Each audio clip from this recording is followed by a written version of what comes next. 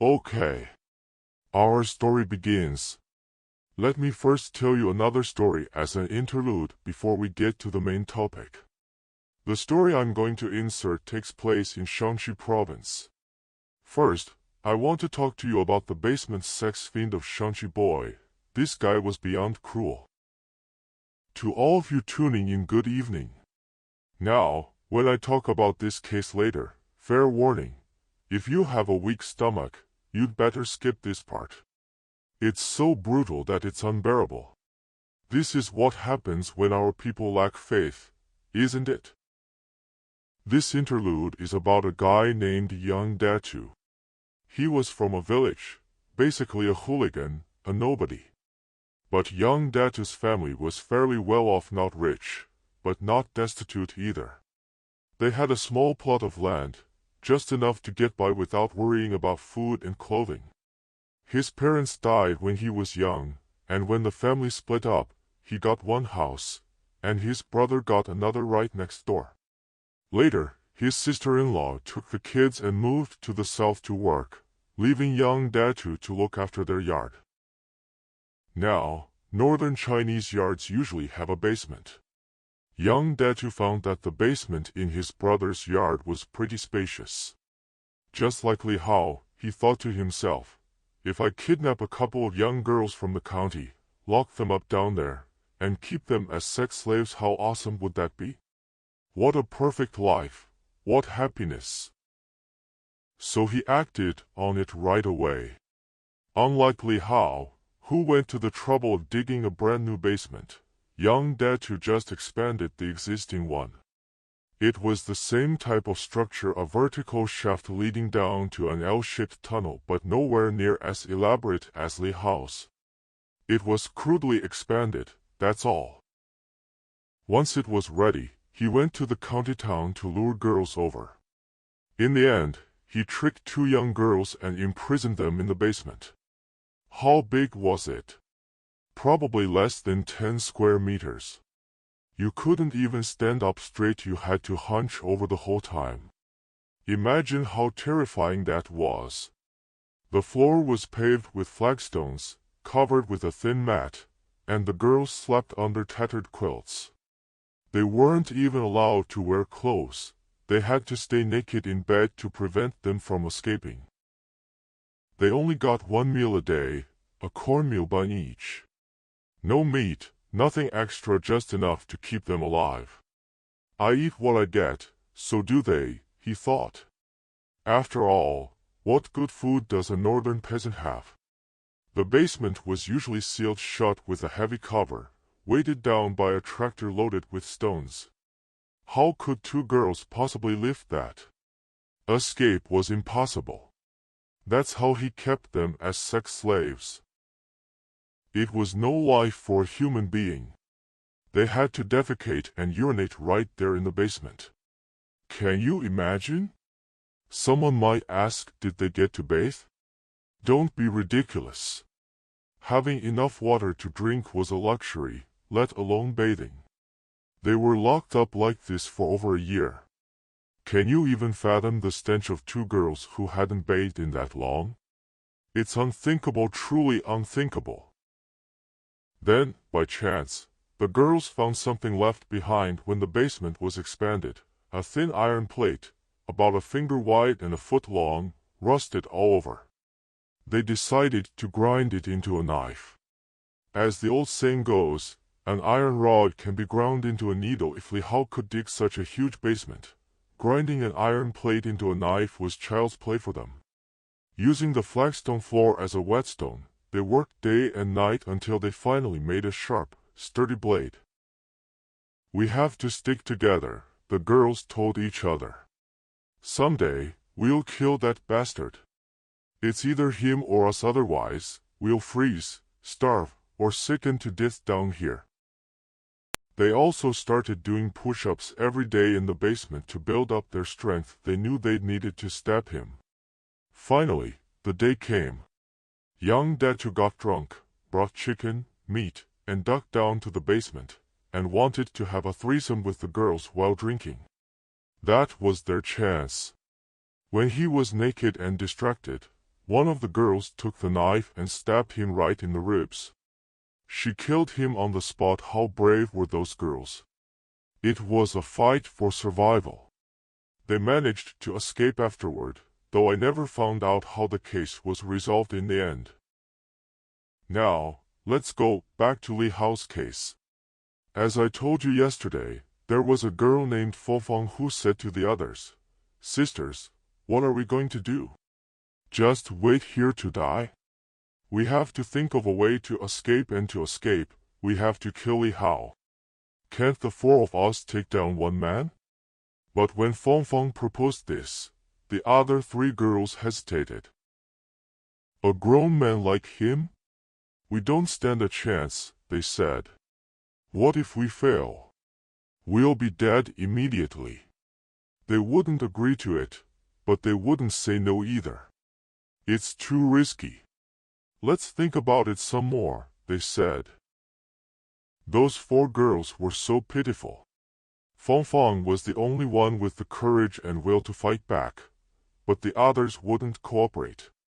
Worse still, the girl named Kiki, the first one Li Hao had kidnapped, not only refused to help but also betrayed Fofang. The next day, when Li Hao took Kiki upstairs to do nude webcams, she spilled the beans. "Brother," she said, "Fofang is trying to get us to unite and kill you. She's so evil. How could we do that to you? You've been so good to us. We have a laptop to watch martial arts movies and play games, and you even bring us snacks sometimes. You let me do webcams and give me extra treats. I'd never betray you like that. Fofang is the worst. You have to watch out for her and teach her a lesson." When Li Hao heard this, he flew into a rage. "What the hell? They've got the balls to plot against me?"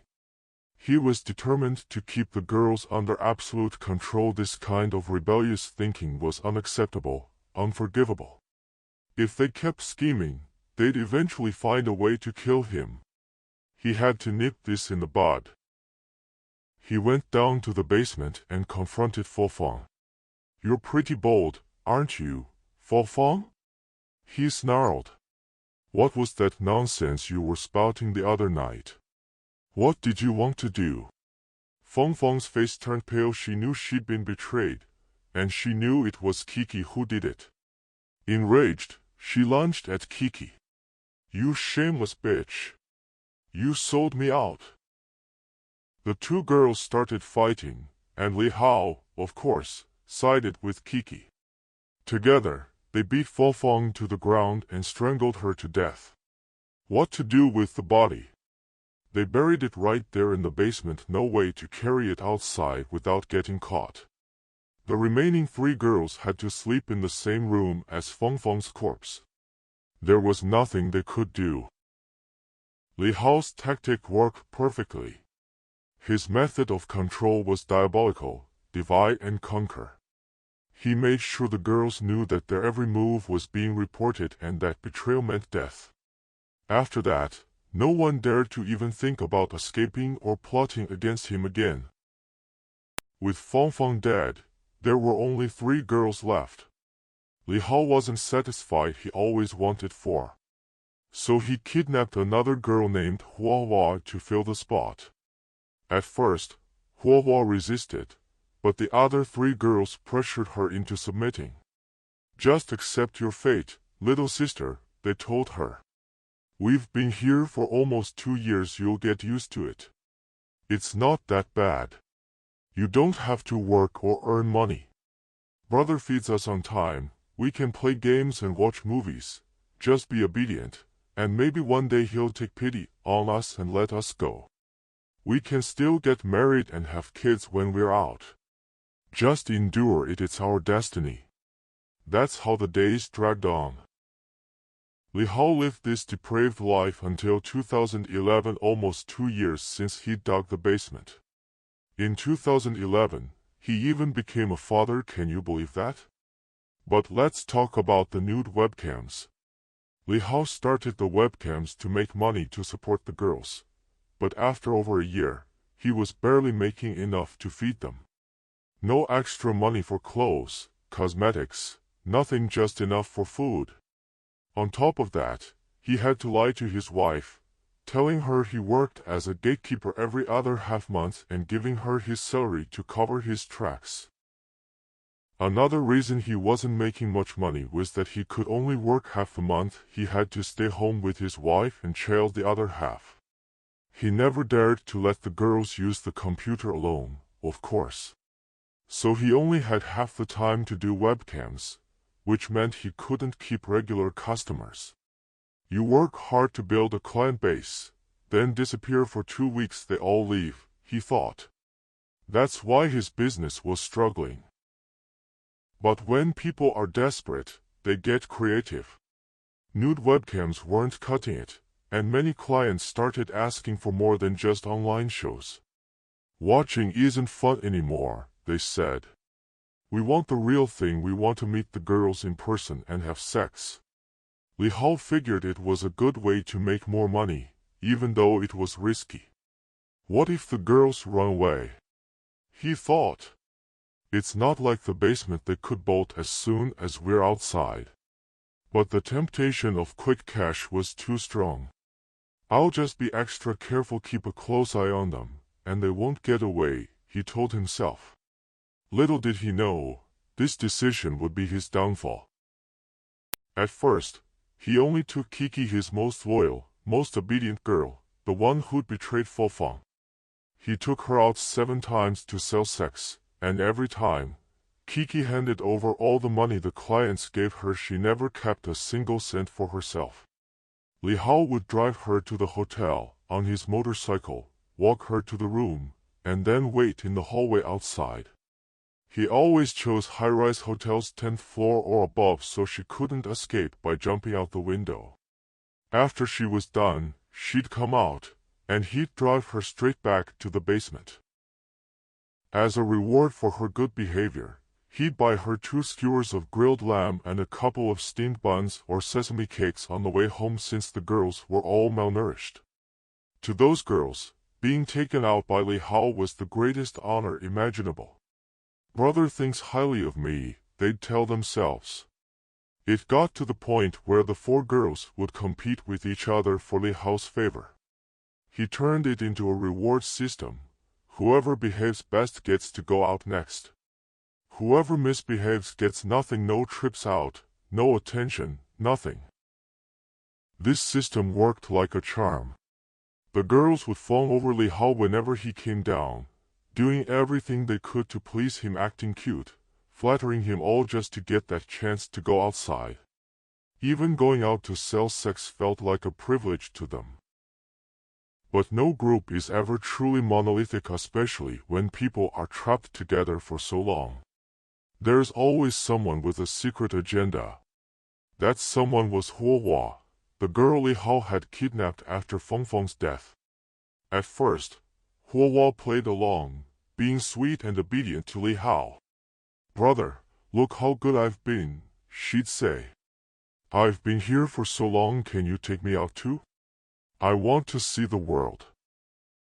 One night, Li Hao agreed and took her to a rundown little hotel, not a high-rise this time, just a shabby 3-story building. Like all the girls, Huohua hadn't bathed in months. She was filthy and smelled terrible. When they got to the room and the client saw her, he was repulsed. "What's that smell?" he asked, recoiling. He was a regular who'd seen plenty of sex workers, but he'd never smelled anything like that. "It's okay, brother," Huohua said quickly. "Let me take a shower first, and I'll be right out." The client agreed, so she went into the bathroom. Lucky for her, the bathroom had a window not too high off the ground, since it was only the 3rd floor. Li Hao was waiting downstairs, growing impatient as time passed. "She's taking too long," he thought. "I'd better go check, don't want anything to go wrong." He went up to the room and knocked on the door. It swung open unlocked. Inside, the client was passed out drunk on the bed, snoring loudly. The bathroom door was closed, but the window was wide open. Li Hao's heart sank. He knew immediately what had happened. He banged on the bathroom door, but there was no answer. When he forced it open, the bathroom was empty. Huohua was gone. It turned out that Huohua had climbed out the window and run away. She was young and agile. She jumped down and landed without getting hurt, then ran as fast as she could to a nearby grocery store and called the police. Li Hao panicked. He left his motorcycle behind, abandoned his home and child, and fled straight to the train station. He went back to his hometown in Nanyang and found his younger sister. He had no money on him, so he told her everything. "I'm done for," he said. "I'll definitely get the death penalty, no doubt about it. Sister, do you have any money? Lend me some, I need to run." His sister had no choice but to give him what little she had. 2 lives on his hands, she thought. Might as well live one more day. But the police acted fast. They traced the case back to the basement, then to the property owner, and finally to Li Hao. They arrested him quickly, and the case was solved. But here's the thing. The LuoYang police in Hunan province handled the case in complete secrecy. They covered it up tightly, like it never happened. No one outside the force knew a thing. That is, until a reporter from the southern metropolis daily got wind of it. There's no such thing as a perfect cover-up. When the reporter broke the story, it caused an uproar.